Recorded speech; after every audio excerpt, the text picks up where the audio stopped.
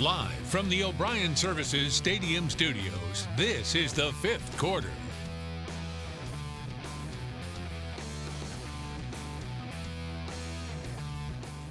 Welcome back, everyone, into another edition of the fifth quarter. I'm Tanner Barth alongside Joe Catanacci. And Joe, week 2 of the high school football season is already upon us, and I'm ready to see how teams kind of respond after their week 1 performances. Yeah, some great non-conference matchups heading into tonight. So week 2, a portion of the schedule. We've got Whiteville looking to go 2-0 against the Brunswick County schools. Topsail against another cross-county rival. Hoggard, Scotland County. That's more or less of a game that should be played maybe during Thanksgiving. It's a playoff-type matchup here, week 2 of the regular season. Well, you got me pumped up. Let's get right into the highlights this Friday night. We start with the game that a lot of people around the area had their eyes on. West Brunswick on the road at Whiteville, courtesy of our friends at ETMC. The Wolfpack trying to defend their home field against West Brunswick. Pick it up late in the first, still scoreless. Not anymore. Jay Fletcher showing off the cannon, has a man. Trey Bell, see you later.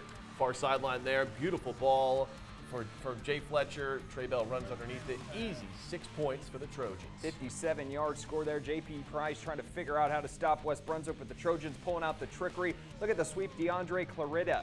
Ball downfield. Who else? Trey Bell once again. It's not Tom Brady, but it works.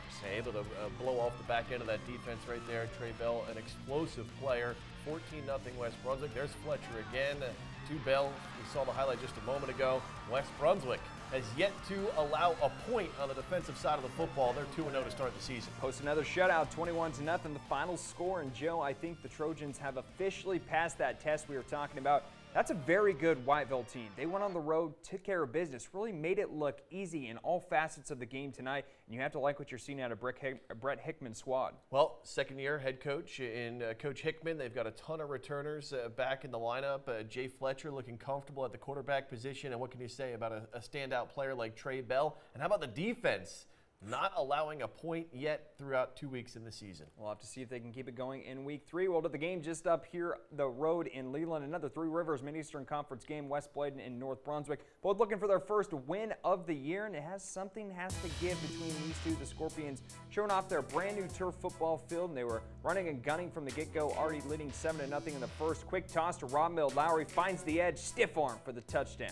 Get off of me, he says with that left hand. Easy touchdown for the Scorpions. Gotta love those uniforms, looking nice and slick on that new turf in Leland. And we know that quarterback for West Bladen, Tyreek Boykin, he almost rushed for 800 yards last year, but not really having it tonight. North Brunswick had him on lockdown.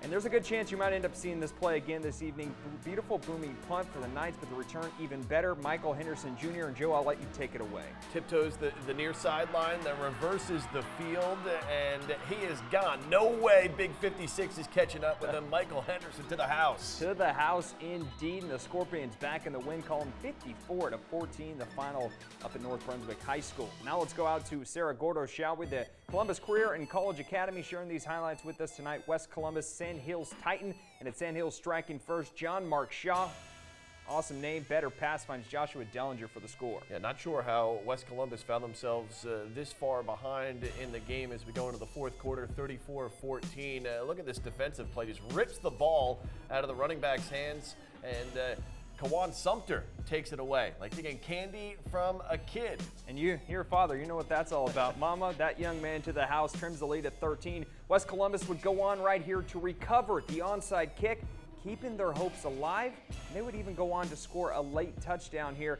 You know, from the highlights we got, looked like West Columbus should have won this game, Joe, but they did not. It's Sand Hills pulling it out down the stretch, 34-28 the final. Gotta make some stops on defense if you want to hang around late in the game. They had a great second half, but got behind the 8 ball a little too early. So we got our first set of games done. Biggest takeaway you saw there from the first couple of games we had the chance to see? Well, we mentioned them already. West Brunswick with an impressive win on the road. They've knocked off Sockasty down to the Grand Strand. They go to Whiteville, pick up the victory. North Brunswick with a big bounce back win despite dealing with some injuries. The Scorpions able to even up their record at 1-1.